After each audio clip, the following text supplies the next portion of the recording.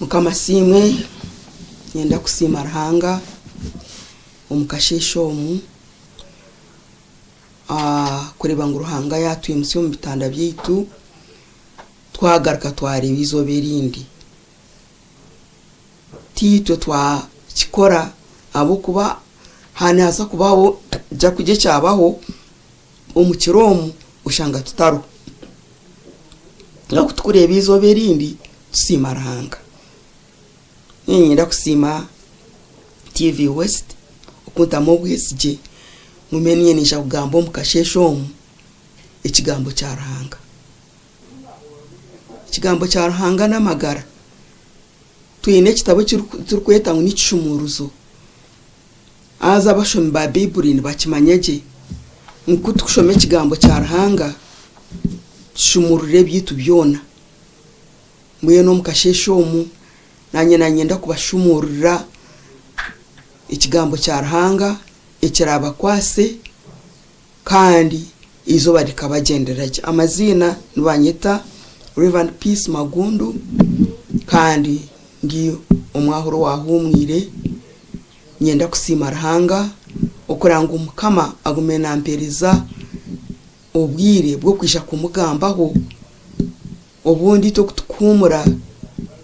tuzombyeitu obundo tekateko ti umurumo gwanje nkaguheza konko umurumo gwito gwenjere ni gugumizamu mwene bigambo Ruhanga yata mutima gwanje omukashesho omu biriyo mu mata y'eshura ya 8 orunyiriri rwa 23 kandi heading yenegira ngo Yesu okucureza enyanja. Yesu arwabishatu Yesu kuyagira mu bwato abegibe bagenda nawe ihunga ry'amani ryisha umunyanja ebingonzi byayishuka omubwato konka we akabagwejejeye beija hari bamusimura nibagira bati Mukama witu tujune twafa yababuza ati nimutina ki mwabi no kwikiriza kuki aho naho yimuka yakabukiriye ihunga n'inyanja byacurira munonga Mukama wita simu eji Yesu kucureza enyanja eji kuturuko tushomo mbyafayo bagira ngo enyanja eji ekabeine maili 13 oburingwa mailo 8 obugazi kandi mailo mushifuti rushanju below the sea level norebe kabege nyanja mpango mnonga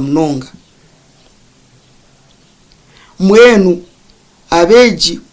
kuba amaze kushitamo mu bwato umuyaga gwaba mwinji bati na mnonga batakira Yesu kandi kuba atakire Yesu yabagarukamo yababuza ngo ni mutina ki numanyo umuntu kwijaka kuhumuriza ngo notina ki omwe oburo kumwetegereza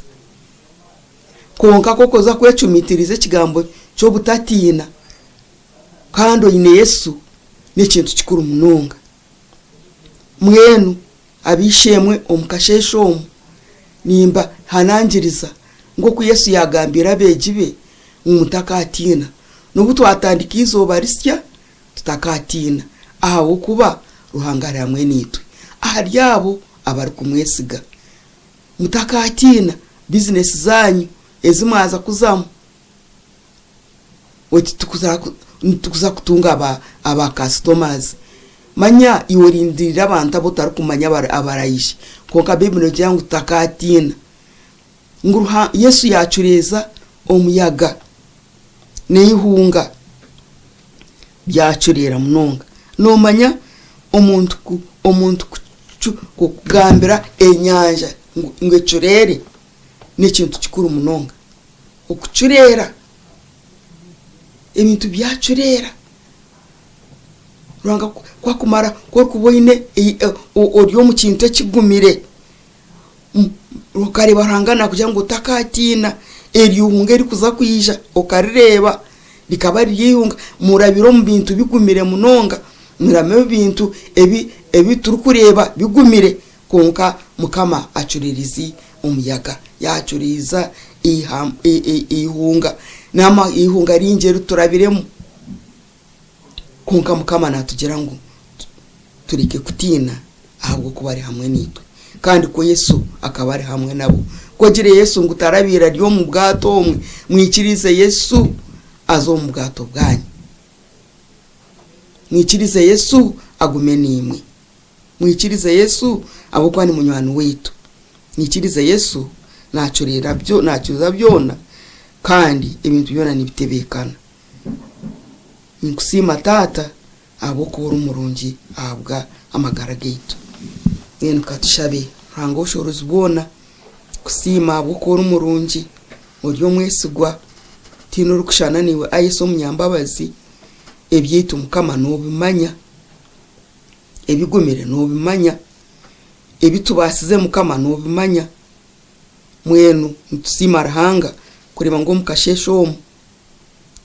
yakabukira enyanja yacurira nihunga byona byacurira mwenu Mukama Ruhanga ntweshengereza ucerezo rwari rwona uryo makageyitu Ruhanga ushoro ubona no bimanya ijo tahemu kuko Yesu yatahira mu bwato akacureza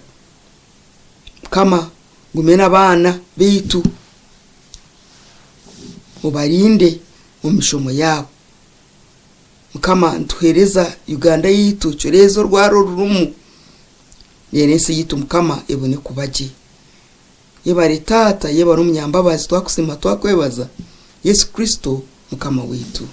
amen.